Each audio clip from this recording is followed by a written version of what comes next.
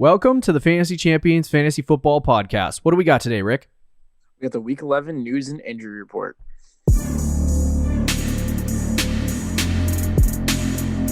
Welcome to the Fantasy Champions Fantasy Football Podcast.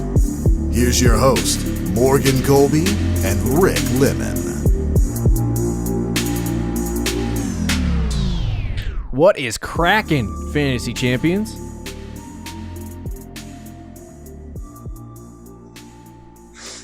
What's up? My name is Morgan Colby. I got Rick Lemon with me as always. If you're listening for the first time, welcome in. If you're not listening for the first time, welcome back. You know the drill. You know the drill. As always, on Fridays, we have the news from around the league, mostly injuries. So we're going to break those down, discuss some of that information. It should be, I want to say it's about 15 to 20 minute show. So it's the quickest show that we have of the week, which is great news. Soft on the ears. Hopefully. Short on your time schedule. You know? Yes. It is what it is. For us, too. For us, too. Yeah. I want to go eat dinner. That's my goal. I want to go to bed. To shove bed. It's 6 o'clock. I got like 4 hours of sleep. You're a moron. It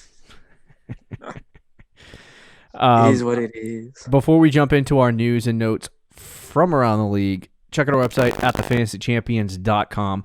Follow us on Twitter at TheFFChamps, on Instagram at TheFantasyChampions. You can like us at Facebook.com/TheFantasyChampions. If you're listening on Apple Podcasts, Spotify, Stitcher, or any other podcasting platform, subscribe. Best way to support our brand is to subscribe on those platforms and then leave a review. You can also share this podcast with your friends.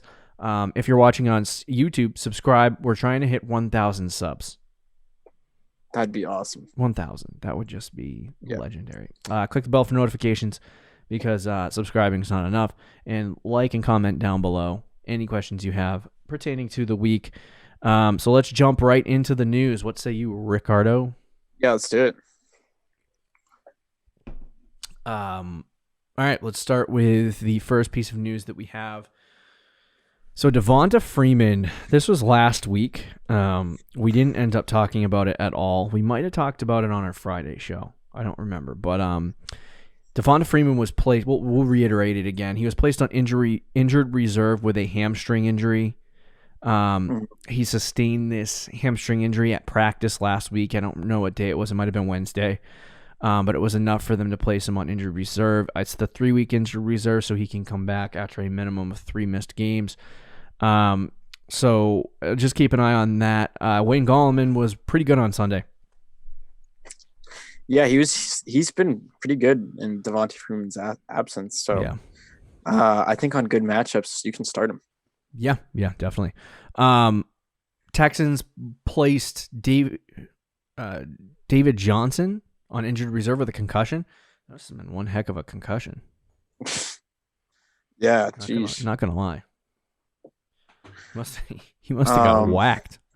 Yeah, I mean, if you watch the play, it didn't look great. I didn't see the play, but I heard he had a concussion. I was like, oh, he's not gonna play this week. And I was playing when he sustained the concussion.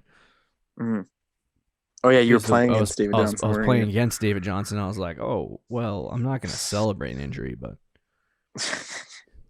clown. It did help me. It's a Duke Johnson season, baby. Oh boy, that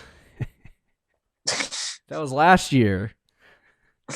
I mean, I would love to go back to 2019 just as much as the next guy, but yeah, I'm not crazy thrilled about it. Yeah, that's not exciting. Why are you starting him in a league? I'm starting him in our home league over Jonathan Taylor. Oh my goodness. And I don't even have a second thought about it. Jonathan Taylor is playing a pretty easy matchup. This has been a discussion on Twitter that I've been seeing. Should I start Jonathan Taylor this week? I'm not. I'm 100% Has he been that bad? I just can't. People are just like, trust him. frick this. He's going to get watch him get 20 points this week. Oh, it's going to happen. 100%. Everybody benches him. It's so funny because like last week I had Kareem Hunt in my starting lineup, and then for some reason I got this like powerful urge to start Leonard Fournette over him. It didn't really. I would have lost. I would have lost by a far closer margin, probably like half a fantasy point, and it would have been a lot more. Probably would have crushing of a been defeat. better for your health that you started Fournette. Oh yeah, definitely. But anyway, that's you this week. Jonathan Taylor gets 20 points. You're just gonna sit there like, why didn't I start? I discussed this on the podcast. Would you start Jonathan Taylor? I would this week. I'd bite the bullet. You really? And you've been watching the Colts. In your position, of course I have. 20% snap percentage. If I was in your position with your team, I would start him. You would start Jonathan Taylor over Duke because Johnson who are you week? playing? I'm playing your brother. Youngest. Yeah, see, you don't have a lot of a chance. So I would say take the risk. You never know what's going to happen. Hey, what do you? Hey! I got a shot. Hey, we counted you out all year, and you somehow kept yourself in it. But anyway, yeah, I would start Jonathan Taylor in most leagues actually because he does have a good matchup. But it is a scary like. You're either going to get Jonathan Taylor 50-60% of the snaps, or you're going to get Jonathan Taylor 10% of the snaps. Who are they playing again? They're playing the Green Bay Packers, who have a good defense, but for some reason have given up. This is not the week. Most points to running backs. See, this is all I needed to look at, and then I'm like, if it's a blowout, then Jonathan Taylor's getting nothing. Right. I don't think it'll be a blowout though. Yeah, I don't think it's going to be a blowout either. He's still getting started in 51% of leagues. I might have to start both. I might have to start Duke Johnson and Jonathan Taylor if he's not on the news, but I was going to bring it up to you, but Joe Mixon missed practice. So if he's out this week, I'm going to have to start both guys. Oh, wow. That's... Because I also have Myles Gaskin, who is on IR for one more week. So both my starting running backs might be out. Wow. Which is great. And you still might win. Okay, here's the situation in my head, because right now in our home league, I'm the 6th seed. I should be the 3rd, 4th seed, but oh, what do you mean? I can't keep my pants on. Look, I lost this week by 1 fantasy point, and if I won this week, I'd be ahead of you in the standings. It depends. Everything's by tie. Every tiebreak is by score, so maybe pretty sure I outscored you. Yeah, by like 10 fantasy points though. We're close. That's not good. So here's my thing. I win this week. I want you to beat my brother. If you lose if I lose this week and you win, that's bad for me. So if I lose, I want my brother to win. If I lose this week though, my season's over. Like this is my season. No, well, not necessarily. If I lose, you're still in it. I don't think so. I'll be 4-7. I'd be last in the division if I lose this week. Yeah, this is ridiculous. Yeah. All right, back to the news. Jonathan Taylor conversations are. Maybe that's what we should do. After Trade Targets episodes are over, like week 14, we should just devote entire episodes to Jonathan Taylor. We could do it too. We could easily do it. Easily talk for 20 minutes about Jonathan Taylor. So let's get back to the news. ESPN's Adam Schefter reports Chris Carson is expected to return week 11 against the Cardinals, which is good news for him. He's very limited. Good news, yeah. This is I think this is the Thursday night football game. Oh crap! Yeah, it is. Oh well. I was like doing the notes and I literally checked to see what the Thursday night football game is, and I hope Chris Carson did good. Yeah, he probably did against the Cardinals. Yeah. Adam Schefter also reported that the Saints are expected to face significant discipline for not wearing masks while celebrating their win over Tampa Bay. I'm gonna be honest. I'm not like I wear my mask in the stores. I follow the rules. I'm not taking a political stance on masks, but I'm gonna be honest. I'm not sure a mask is going to stop players from getting COVID when they're not wearing masks in their helmets. Well, can we just? I think it's highly hilarious that coaches wear face masks on the sidelines while players are just completely unmasked walking around the sidelines. That is true. So that is true. What are you guys saying here? I think they should wear masks just because it's important. But I do agree that I don't really think it's like because they're not wearing masks on the sidelines. Yeah, it's not stopping anything. But yeah, there was apparently, I don't know if I put this in the news, but apparently they are doing an intensified version of what is it, the COVID-19 procedures for the NFL. So now you have to wear masks the entire time you're in the facility, and when you're not wearing a helmet. So they're locking it down. But anyway, they should require, like, all the players should wear masks on the sidelines. Because if they did that, then I think it would be different. But you're right, some of them just don't. I don't think they're required to, be honest with you.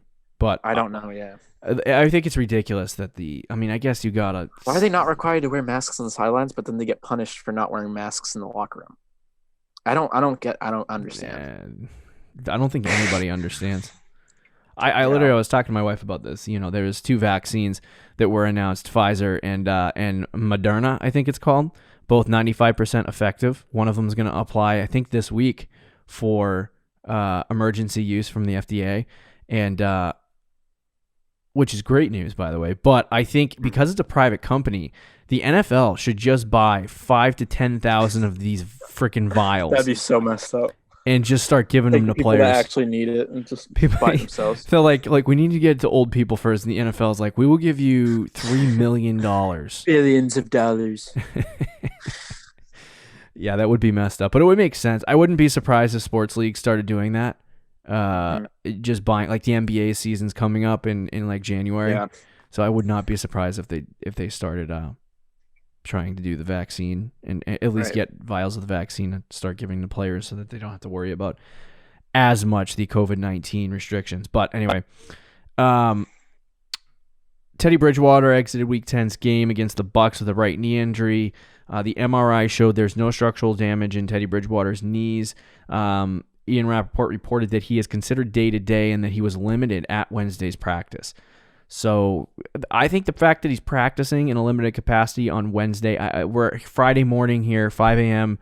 Or later. We posted this at 5 a.m. So essentially, we don't know what happened on Friday. So just follow the injury report. Usually at 4 or 5 o'clock, a lot of the information comes out about the players, whether they're going to be active for Sunday or not, or questionable. I think I would expect Teddy Bridgewater to play, especially if he practices limited capacity on Wednesday.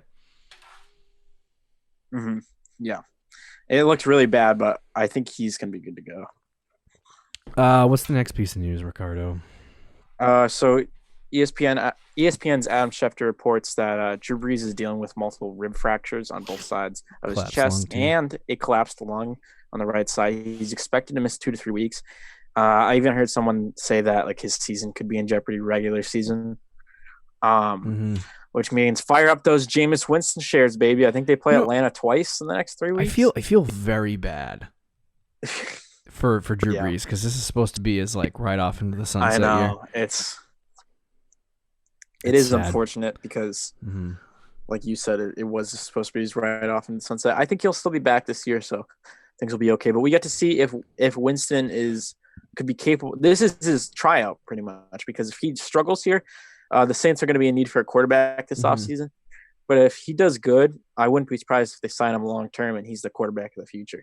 I would have a hard time believing that he doesn't do better than Teddy Bridgewater did last year. Really? See, I don't know. I think Teddy Bridgewater might be a better quarterback in different ways. Better for the system, just because he plays like Breeze, where he dumps it off and he's conservative and makes the right decisions. Winston has a great arm, and he has the pure talent. His problem is the decision making. Now, I'll give you this. While he was playing for the Bucs, apparently he had some form of, like, eye problems. Yes. In this offseason, he had LASIK surgery. So maybe that is exactly what was going on. He was just blind. Maybe. I mean, we'll see. He should. He literally couldn't see defenders. If he doesn't do it good against Atlanta, then that's it for him. Yeah. There was also reports. I thought I put it in the notes here somewhere. So if I do end up referencing it and everyone's like, oh my God, you already said that, whatever. But there was reports that Jameis Winston has not been named the actual starter for the Saints. Ooh, that's interesting. Yeah, they could use Taysom Hill. They're not going to use Taysom Hill. They're going to use this happened last year with Teddy Bridgewater. I think they're gonna use Taysom Hill, but not. He's gonna Winston's gonna start, but there might be like plays, like they might run a few plays. Oh, you highlighted it for me. Thanks, bud. I got you. I deleted it. Yeah. So I mean, keep an eye on that. Does that make you a little less comfortable starting Jameis Winston this week, or no? Because they do that with they still run Taysom Hill a decent amount, even with Breeze. Right. I think Winston will still get enough work, and I guess Atlanta too, where he's a viable streaming option. Oh. Both my trades got rejected in the home league. Yeah, mine I hate it. Too. I hate it. What if it was the same person? Yeah, it's my other brother. Yes, yep. He just rejected my trade. Finally got to it. What, did he wake up from his freaking nap? Good God. I guess so. Tom Pelissaro, I don't know how to say your name, bro, but reports that Matt Stafford has a partial tear in his throwing thumb. Yeah, that's concerning. Good. He is expected to play Week 11, though. Because he's Matt Stafford, but would you start him? It is against Carolina. It's a great matchup. You answer that question because you picked him up. But does the injury concern you? No. Okay. It doesn't for me either. I'm going to start him in the home league. I don't know. This week it's a little bit concerning, but I think just long term and rest of season, I don't think it's going to be a big problem. If they don't seem to slightly concerning. If they don't seem to have a problem with it, then I don't. Christian McCaffrey. Go ahead. I was just going to say he did play through it in the second half, and I think he still threw like a touchdown. Yeah. So he was still okay with it. So I think he'll be okay. Yeah. Christian McCaffrey, unlikely to play in Week 11 against the Lions. Expected. This went under the radar, this piece of news. Dolphins waived Jordan Howard. Yep. I totally missed that. I saw it, and I was like, wait a second. Myles Gaskin gets the goal line work. Yeah. Oh, boy. Yeah, I mean, not that Jordan Howard was taking it anyway. He was. So Matt Breida, the two guys that everyone was talking about for the, I can't wait to look at my projections. Oh yeah. Before the season and then compare them to what actually happened. Jordan Howard and Matt Breida were the two guys that were the main projected out running backs. Split. Yeah, and obviously one's inactive every week and the other one's on the waiver wire now. Good news. But I thought that was interesting. Do you think there's a team? I think the Bears should go out and get him. Really? Yeah. Actually, that is the only spot where I'd be like, maybe. It's not a good landing spot fantasy wise for him. He's already been there once, and we've seen that disaster happen. But it would be a good landing spot for him to go where he knows the playbook, and they need a running back. Right. Cordarrelle Patterson had a majority of their snaps at that position. He had 2.5 yards. He was pretty good though. 2.5 yards a carry. Oh, never mind. He had a couple of really big plays on special teams and like the passing game, but he was just god awful rushing the football. He had like one end around that. Well, he's not a running back. He's not a Well, somebody should tell Matt Nagy that. A complete moron. Well, they didn't really have an option I can't stand. You know what the worst part about watching that game is? Because I had a chance. to frickin' win the game. Holding a grudge.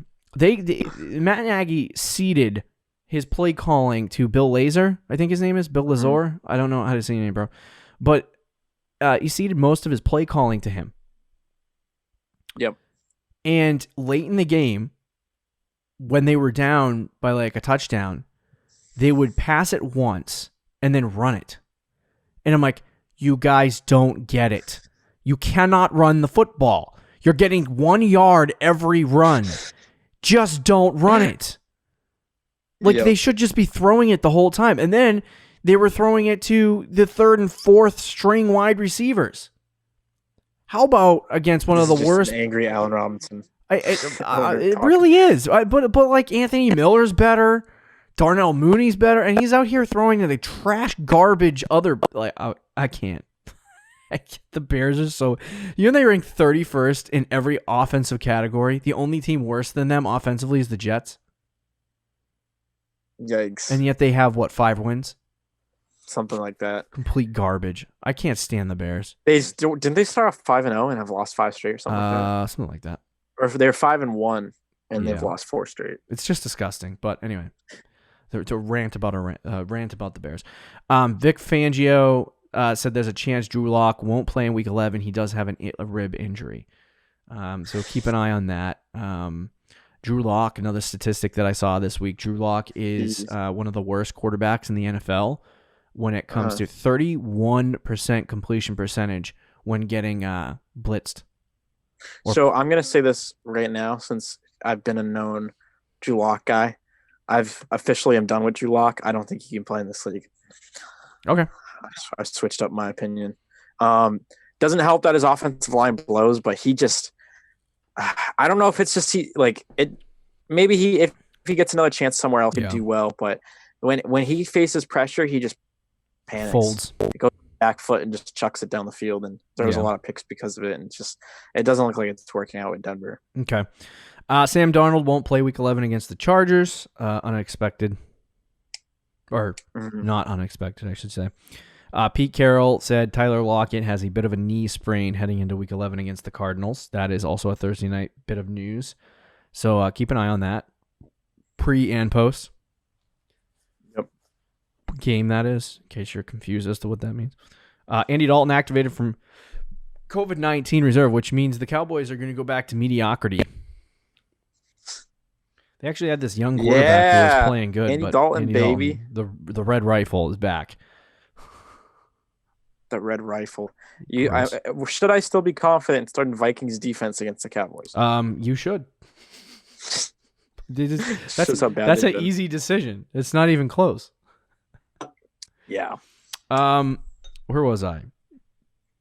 Antonio Brown accused. Oh wow, this is okay. So I'll say what he did. He is accused of destroying a security camera and throwing a bicycle at a security guard by his homeowners association this month. What a clown! Yeah, this was it was last month, but it was before he got signed by the Bucs. Apparently, both the Bucs and the NFL were unaware of this incident. I don't see as to why this would be something that the NFL would suspend him for. Yeah, I mean, it makes him it just shows how big of a clown he still is. But it doesn't mean that he shouldn't not be playing like games in the NFL. if you just look at the incident standalone, it's not really suspendable in my opinion. No, it's not. But because it's Antonio Brown and the criminal allegations or what do you want to call it? The criminal charges have been dropped. So I mean, the person who owns the property that he currently lives on doesn't have a problem with it, or not that he doesn't have a problem with it, but he does. He's not suing. Right. So yeah, I mean, it's not something that I think they're gonna like suspend him for. The NFL's investigating, which essentially means they're doing nothing. Yeah. So I wouldn't be worried about him not playing games, but my God, 2 weeks. I got through 2 games and I was like, wow, maybe we won't hear about Antonio Brown murdering somebody. Wrong. Yeah.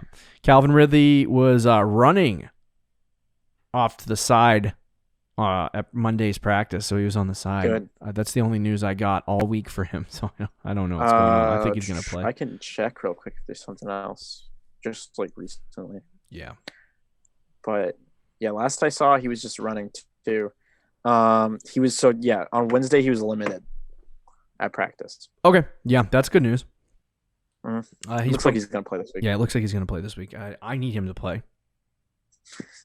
Otherwise, I'm going to have to start Antonio Brown and Debo Samuel. Not Debo Samuel. Antonio Brown and I don't know what I'll do. If that's what happens, I'm just going to go to another league and focus on that. If you lose this week. If I lose this week. Packers activated Alan Lazard from injured reserve. Good news for Alan Lazard and the Packers. I don't know if he's fantasy relevant at all. He could be. He in the first 3 weeks of the season, I think he had 16, 7, and 16. So yeah, keep an eye on him. Jermichael Hasty, injured reserve with a broken collarbone. Dang. Another how many? So Mostert, Coleman, Jeff Wilson, and Hasty have all been placed on IR this year for the 49ers. 4 running backs. Wow. At some point. That's disgusting. The Jarrett McKinnon Ciao, baby. Uh, He's back. Shanahan also says he's hopeful that Mostert, Coleman, and Samuel will be ready for Week 11. And just Or like that, after the week bye. McKinnon's gone again. See you later, McKinnon. Jimmy G shed his walking boot. 49ers head coach says he expects Jimmy Garoppolo to be the starting quarterback in 2021. Interesting. So If he's not, big news. bring him to New England, baby. Yes, ship him out. And I'm just going to go through the practice reports, essentially, for the next 2 minutes. And then we'll conclude the show. Kenyon Drake was limited at Tuesday's practice. Chris Carson was also limited at Tuesday's practice. I didn't see the Wednesday reports before making these show notes, so and so is Carlos Hyde, but it's not necessary to know. Kenny Golladay returned to practice Wednesday as well. Good news for him. I think that, I don't know if it was in limited capacity or full capacity, but that is good news for him to return this week. Noah Fant didn't practice Wednesday. He's been dealing with an ankle injury, I believe. So I don't know if he's going to play this week or not. Keep an eye on the practice report. And then finally, Devontae Adams didn't practice Wednesday. He has an ankle problem as well. Keep an eye on that. Keep an eye on that and see what happens. Unless you got anything else, Rick. That'll do it for the news. Marvin Jones didn't practice this week. He didn't practice Wednesday, but it's an You're trying illness, to pawn not him off COVID-related. on me? So he should be okay. And then Duke Johnson didn't practice as well, but that was the illness one. Hold on, let me check Marvin Jones again. Marvin Jones, it just said he's dealing with a knee injury, so there's a chance he doesn't play this week. Okay. Simple enough. That's it. Yeah. Those are our news and reports for Week 11. Just keep an eye on most of these injuries and see what happens, and obviously adjust as needed. Mm-hmm. We have no medical background, so we can't tell you what these injuries mean. No, we're no Adam Hutchinson. No Adam Hutchinson. Thank you for listening to the Fantasy Champions Fantasy Football Podcast. Don't forget to check out our website. Lots of cool articles on that website. Be sure to follow us on Twitter and Instagram, and we will talk to you Tuesday, Fantasy Champs. Enjoy your Sunday. Later, guys. Thank you for listening to the Fantasy Champions Podcast. Make sure you subscribe on iTunes and YouTube, and follow us on Twitter @TheFFChamps.